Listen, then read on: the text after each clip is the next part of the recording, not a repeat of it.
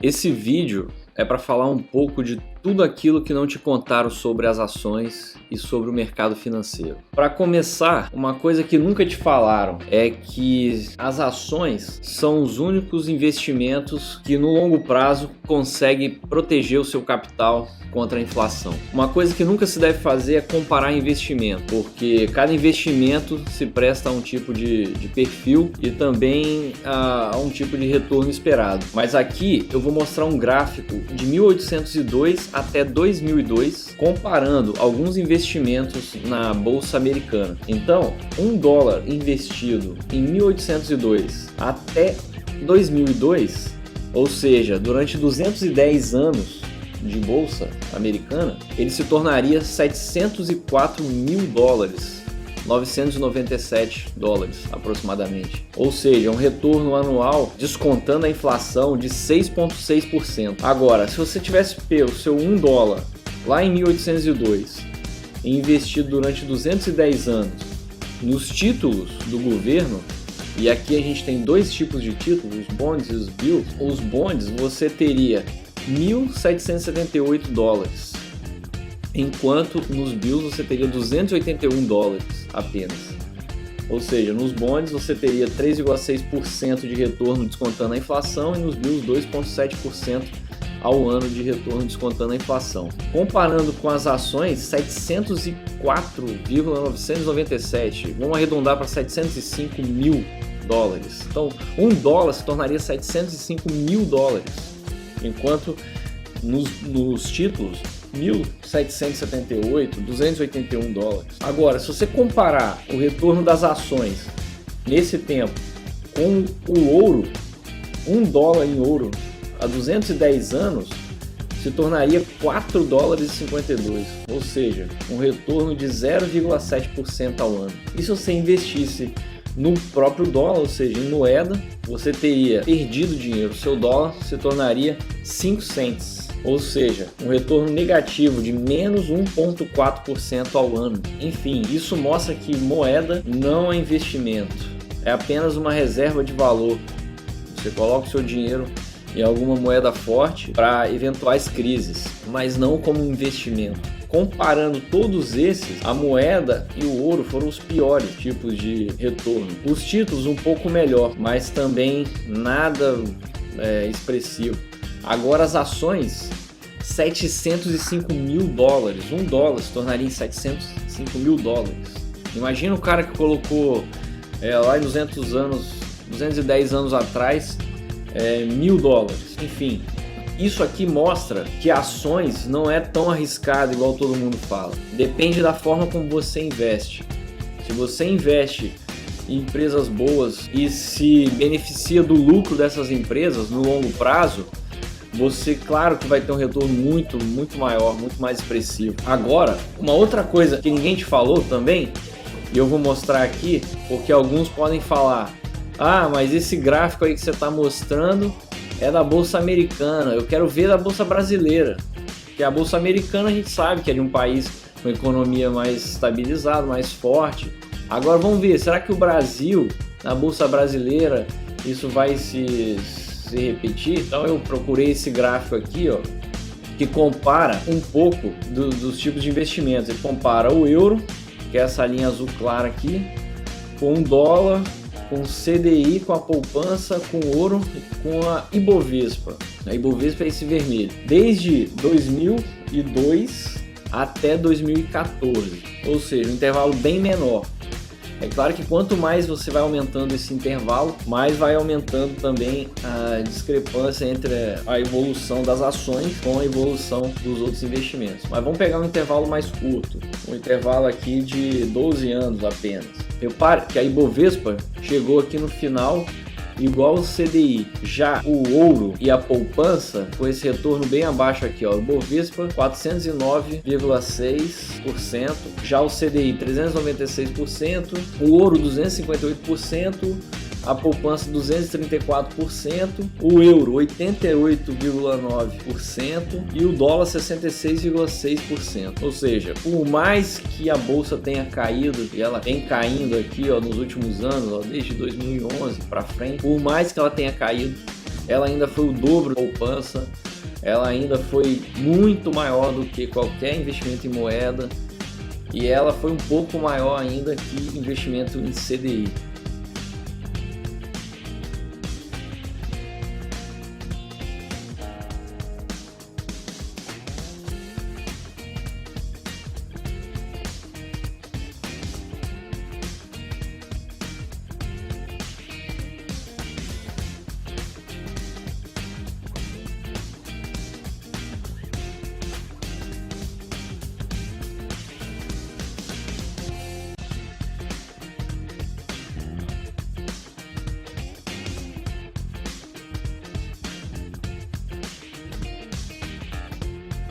Mas vamos pensar agora que o Ibovespa, isso é uma outra coisa que ninguém te falou, o Ibovespa, ele praticamente não reflete um bom tipo de investimento. Por quê? Se você olhar aqui, ó, a composição do índice Ibovespa, ou seja, as ações que compõem esse índice, você vai ver que grande parte dele é baseada em volume de negócios. A quantidade de negócios teórica desses ativos, movimentação deles durante os pregões, e não baseado em resultados, não baseado em balanços financeiros. A escolha não é baseado se a empresa é boa, é baseado se ela é muito negociada. E a gente sabe que quando a empresa é uma tranqueira e às vezes uma empresa ruim, parece que cria mais interesse das pessoas em negociar esse tipo de ativo. Em grande parte das ações da nossa bolsa, que compõe o índice Bovespa, não são boas empresas. Agora, as que têm uma maior participação, a gente vê aqui, ó, Ambev, 8,7% da carteira. Estou falando com base nesse ano de 2016, porque essa composição muda de períodos em períodos, acho que é cada ano, ou às vezes 2 vezes por ano, não lembro bem. Mas a Ambev tem 8,7% de participação, que é uma boa empresa hoje. Banco do Brasil, 2,28%. ou empresa. Bradesco, 1,85% na Bradesco ON e 7,9% na PN, ou seja, se juntar as duas dá quase 10% da carteira. Aí você tem um pouquinho de BR Foods, Bradespar, você tem um pouquinho de Braskem, BR Malls, a própria BMF Bovespa, CCRO, CESP, Cielo, CEMIG, várias companhias de energia, Siderúrgica Nacional, CETIP. Aí começa a vir um monte de tranqueira também, ó, Cirela, Estácio Participação, Fibra, JBS. São empresas que podem até apresentar alguma receita, mas elas têm mais compromisso com os donos, não é? Os donos tirar dinheiro para eles do que com o acionista. Então aqui no meio, ó, Itaú 9,93, Itaúsa 3,26. São empresas boas também, mas você vê que no meio disso tudo, a maior parte não é a empresa que você investiria, sabe? Que eu investiria. São empresas endividadas, empresas que dão prejuízo, mas elas são muito negociadas, então elas entram na composição da carteira. E daí isso se reflete naquele gráfico que a gente viu aqui da Ibovespa, aquele gráfico que eu mostrei agora há pouco, né? Ó, a bolsa que não consegue ir para frente. Então, imagina se o índice Bovespa levasse em consideração não a movimentação, mas sim se a empresa é boa ou ruim, baseado na análise dos balanços. Com certeza esse gráfico aqui seria diferente, porque no longo prazo o gráfico tende a acompanhar, a cotação das ações tende a acompanhar os seus lucros. Seria totalmente diferente, independente de falar que está em crise ou não. Isso aí também é uma grande bobagem. Eu vou te mostrar isso agora, ó, através de outro gráfico. Você pegar aqui, ó, uma empresa boa. Imagina sua carteira montada com uma empresa boa, ó.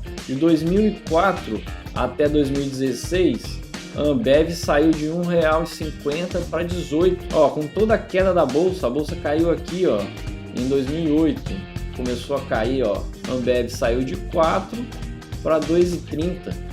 Mas isso não é nada do que ela evoluiu depois disso, ó. Porque nesse período ela continuou dando lucro. Ah, você está mostrando uma empresa que você já sabe. Tá bom, pega outra, pega Itaú, pega aqui, ó, YouTube 4, não tem problema não. Pega um gráfico igual esse, ó, Itaú, no semanal também. Vamos pegar aqui, ó, pega desde 2004 também, 2003, se quiser. Quanto mais você for para trás, mais você vai ver que ela evoluiu. Então, ó, de 3, 4 reais, hoje, com toda a queda, tá 28, tá? Já foi 34.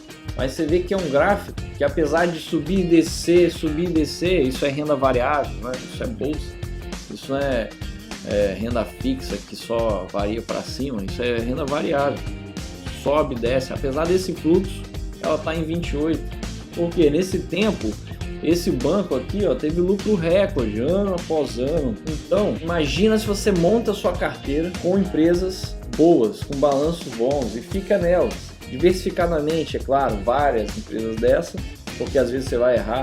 Uma empresa que hoje é boa, amanhã pode não ser. Mas se você monta sua carteira com esse tipo de empresa, imagina o retorno que você não teria nesse período aqui.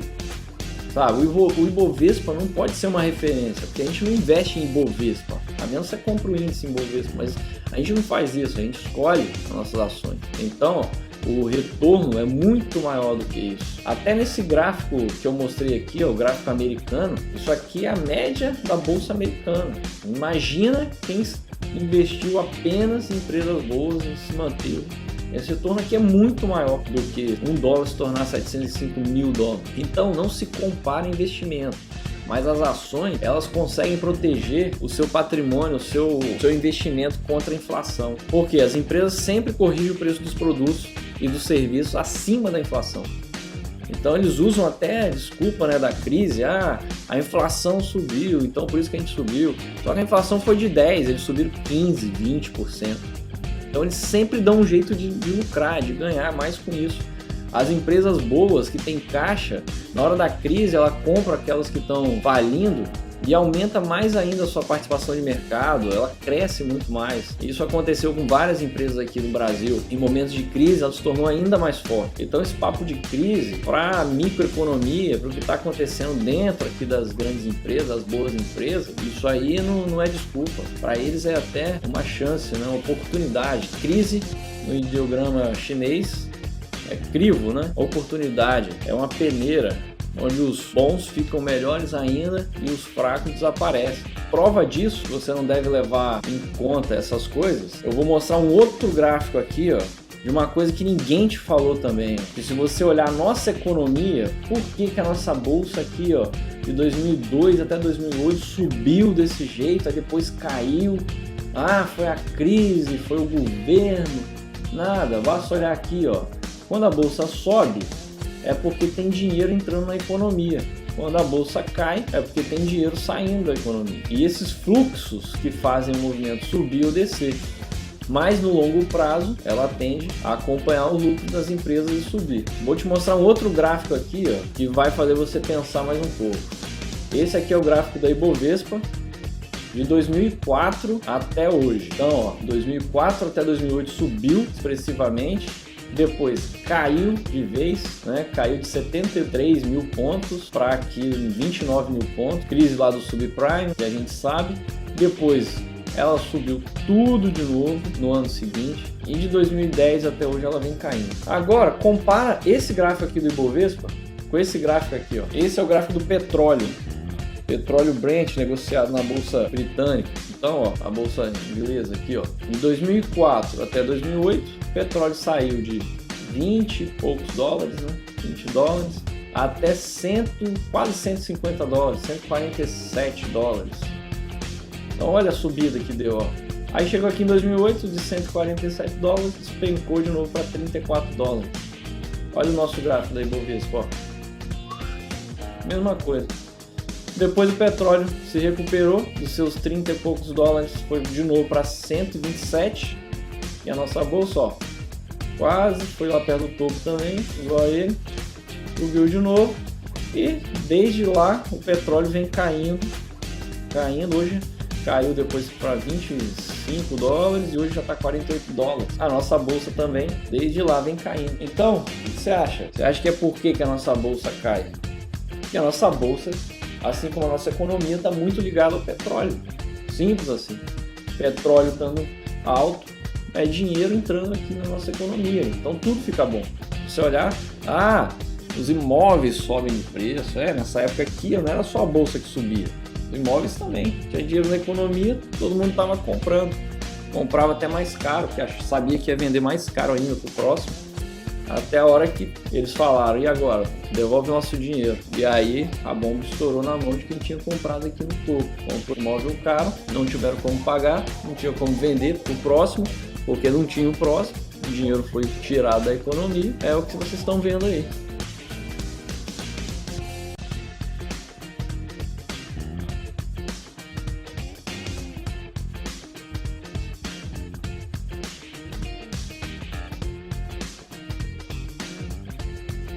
Então, não tem nada mais, não se olha, é por causa do governo, é por causa de não sei o que. O governo só vai mesmo arrumar um jeito de piorar ainda mais a sua vida. Então esquece dessas coisas. Olha só isso aí, ó. É dinheiro na economia, a bolsa sobe. Só que aqui, quando o petróleo subia, nossa bolsa subia, tudo subia as empresas boas e as empresas ruins também.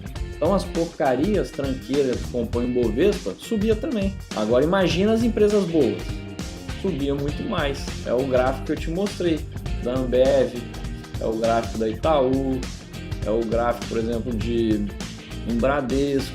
Essas empresas aqui, ó, você pegar, ó, de 2003 até 2008, ó, depois ela caiu só um pouquinho e depois já se recuperou. A nossa bolsa não recuperou, mas a empresa boa se recuperou.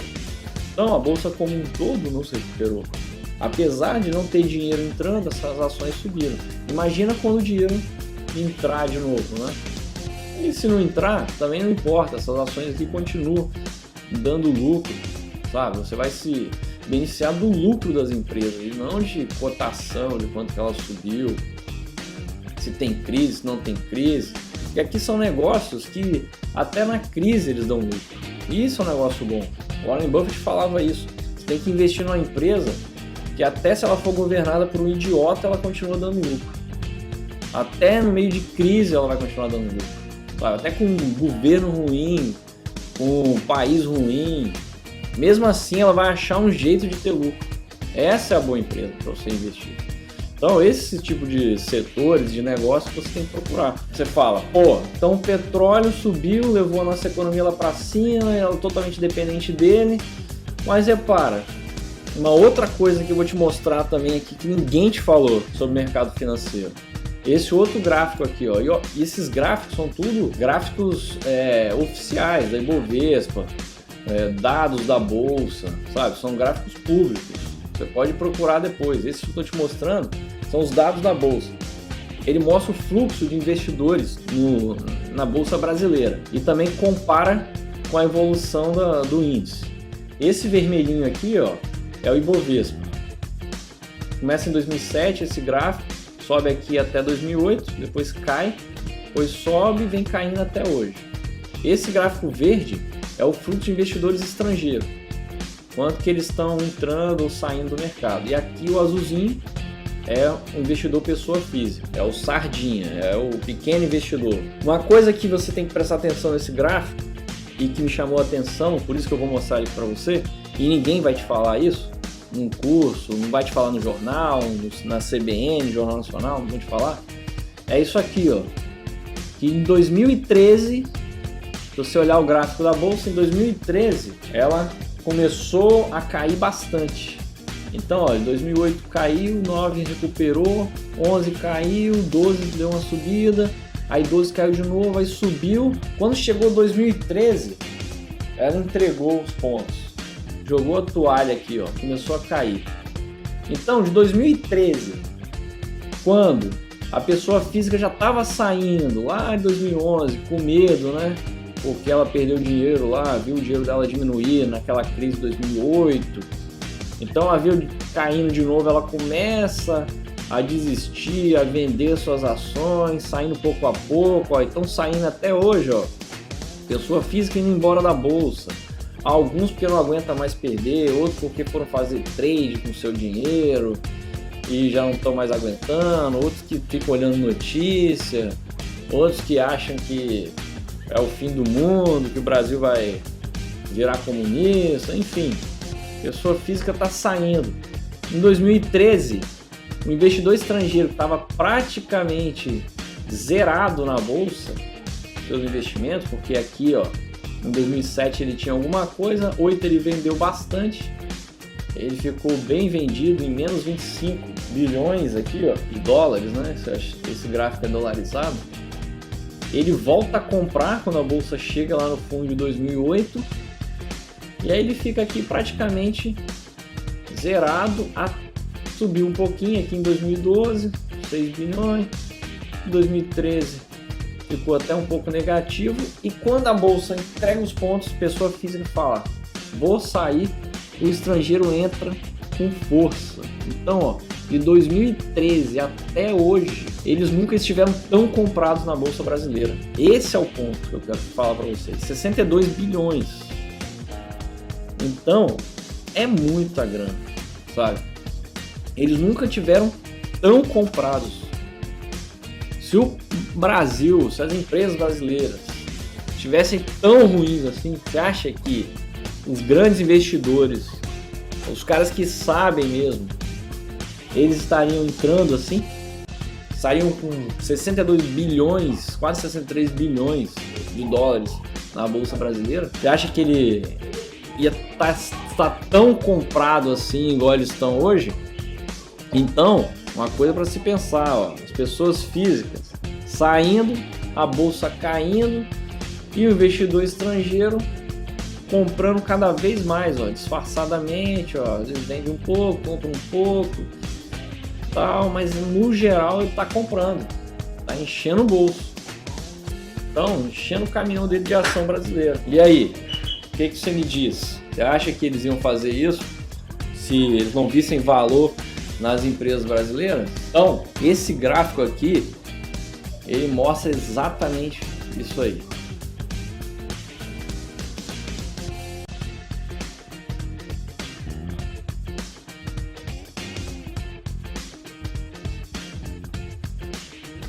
Aí você fala, tá, mas por que então que a bolsa fica caindo?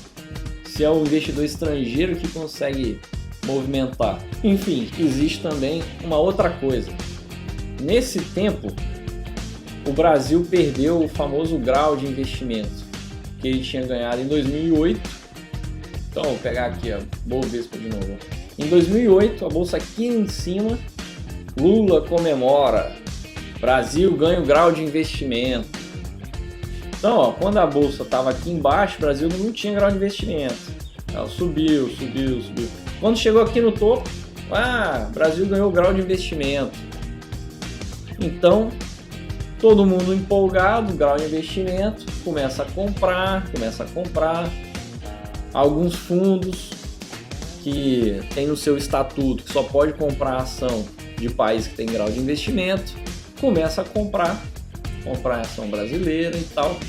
E os tubarões mesmo, que é os caras que ganham dinheiro mesmo no mercado, sabendo disso e também devido à crise que eles mesmos criaram, saem, porque eles já estão comprados aqui embaixo, ó.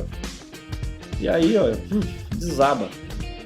Aí, Brasil vem, todo esse sacrifício, chega aqui, ó, 2015, Brasil perde o grau de investimento. Então a bolsa aqui já estava ruim, já estava caindo. Agora num país que perdeu o grau de investimento, o que acontece?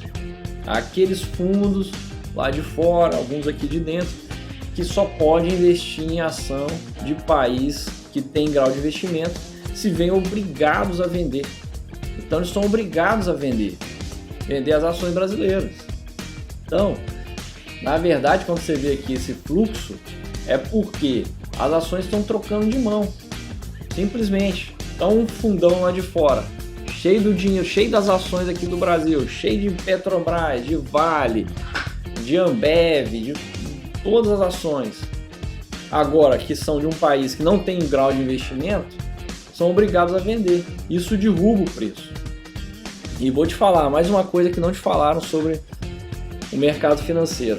Essas agências que dão as notas de crédito para as empresas e para os países, elas recebem para falar isso. Então são agências que você não pode de jeito nenhum confiar. Elas são totalmente manipuladas, elas dependem do dinheiro das empresas, sabe? Então essas notas de crédito são totalmente manipuladas. Então elas têm um interesse por trás. Porque senão, por que você acha que quando não tem grau de investimento, a ação subiu, ganhou, a ação caiu, agora que perdeu, você viu que a bolsa pegou fôlego de novo, o investidor estrangeiro, o tubarão, está comprando mais do que nunca, porque ele sabe que os fundos que tem no estatuto são obrigados a vender. Então é agora, eles querem quantidade, não quer comprar de sardinha, não quer comprar minhas ações, eles querem comprar de quem tem muito e comprar de uma vez, sabe? Então eles pegam e aproveitam esses momentos. Nada melhor que a notícia dessa. O Brasil perdeu o grau de investimento. É agora, vamos comprar tudo desses caras. E aí, quando acabar os vendedores, o que acontece?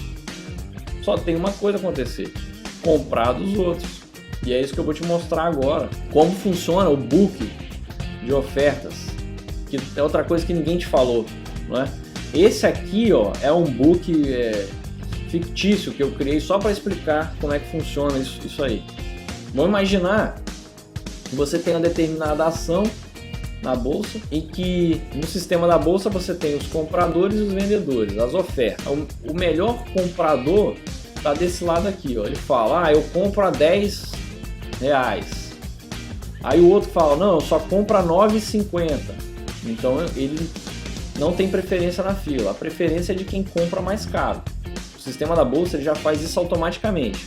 Ele dá preferência a quem compra mais caro e quem chega primeiro daqueles que decidem comprar mais caro. E aí isso vai caindo. Aqui do lado é o número de ações que cada um desses compradores, ou a soma deles, estão dispostos a comprar. Eu coloquei em casa, né? Ou seja, 200 mil ações a R$10.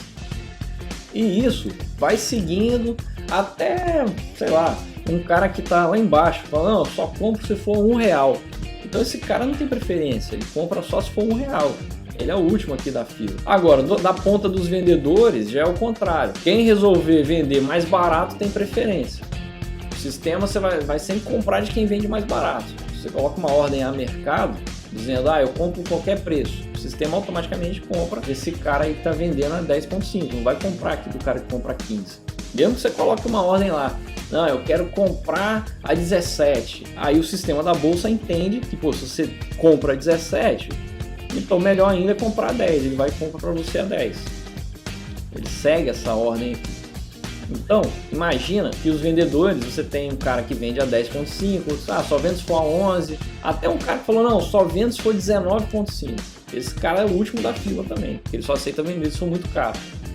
Mas agora, vamos imaginar que de repente entra um fundo desse com muita ação, sabe, ou com muito dinheiro, e ele é obrigado a vender 5 milhões de ações de uma vez dessa empresa aqui. Repare, todo o book dos compradores, somando, a gente só tem 2.350.000 ações. O cara está vendendo 5 milhões de ações. O que vai acontecer? O que você acha que vai acontecer se esse cara fala, não, eu vendo a qualquer preço? O que vai acontecer é que se a bolsa deixasse, ele ia lamber esse book todinho aqui. Essas 200 a 10, as 50 casas aqui a 9,5, 100 a 9, todas essas ações aqui, de uma vez, 2.350.000 ações. Ainda ia faltar mais 2.650.000 ações. Então esse cara vai lamber o book, vai levar a ação de R$10 para R$1. Vai fazer a ação cair 90%. Claro que a bolsa criou um sistema que quando entra uma ordem muito grande dessa, tanto pode ser de comprador como de vendedor, ela para tudo, entra em leilão. Então, o preço, quando entra uma ordem muito grande, que poderia lamber o book para baixo ou para cima, fazendo o preço oscilar bastante, ela para tudo e fala, apareceu um vendedor, tem 5 milhões de ações para vender, quem se interessa em comprar?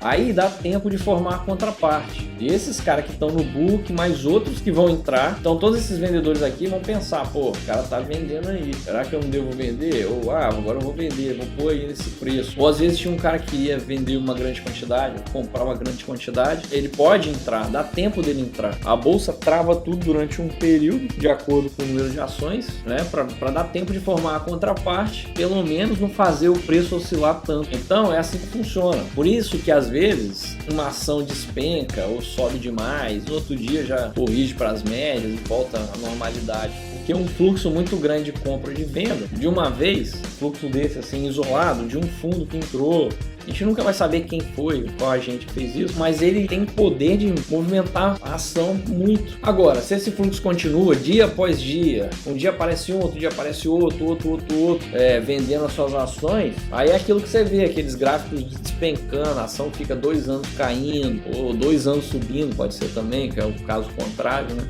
Quando o interesse é muito grande na ação. Esses movimentos aí de fluxo, fazer o preço desabar, isso aí é coisa fácil de fazer no mercado para esses caras que têm muita ação ou muito dinheiro.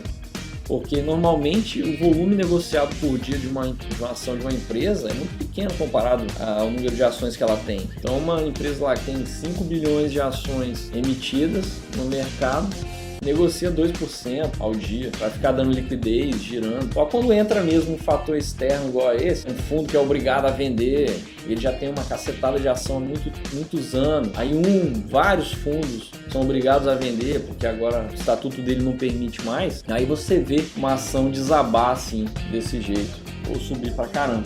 Mas de qualquer forma, isso não é nada. Fazer o preço oscilar assim é uma coisa normal no mercado financeiro.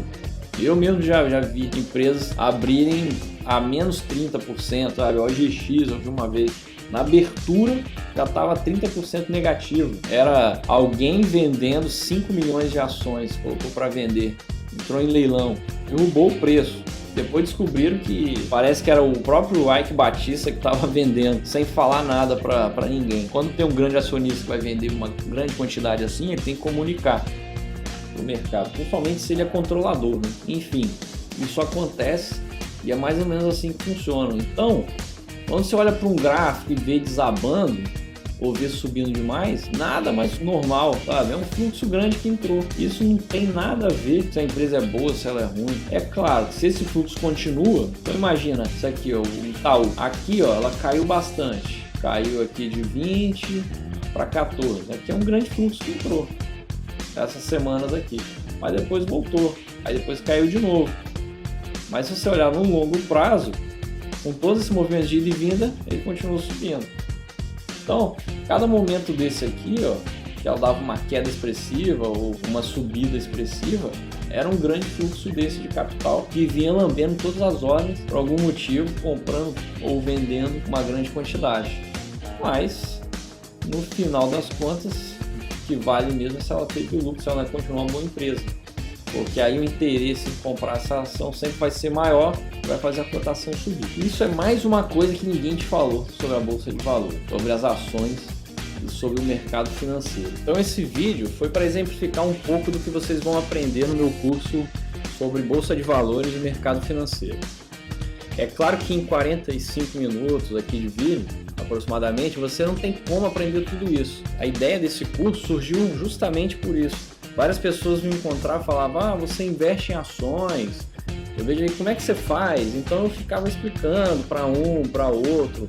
Aí eu falei, quer saber? Vou fazer um vídeo que aí eu consigo alcançar a maior parte das pessoas e eu não preciso ficar repetindo isso toda hora para cada pessoa. E nesse curso eu tentei colocar os conhecimentos necessários para se tornar um investidor e conseguir sucesso na Bolsa de Valores. Você pode ter visto que meu discurso aqui no vídeo foi totalmente diferente do que a maioria dos cursos das pessoas que estão aí hoje em dia ensinando sobre Bolsa. Por quê? Eu não sou vinculado a nenhuma corretora, nenhum agente financeiro. Eu não tenho interesse em você fazer corretagem, ficar girando, sabe? E é isso que faz a maior parte das pessoas perderem na Bolsa. Então na minha profissão, que eu sou músico, eu tive que aprender desde cedo os conceitos de independência financeira, de educação financeira, aprender a poupar, aprender a investir. Isso me levou até a Bolsa. Os resultados que eu consegui foram graças a esse tipo de conhecimento que eu vou passar para você no curso. Você precisa aprender a investir em ação de forma totalmente diferente, senão você vai ser apenas mais um sustentador de sistema.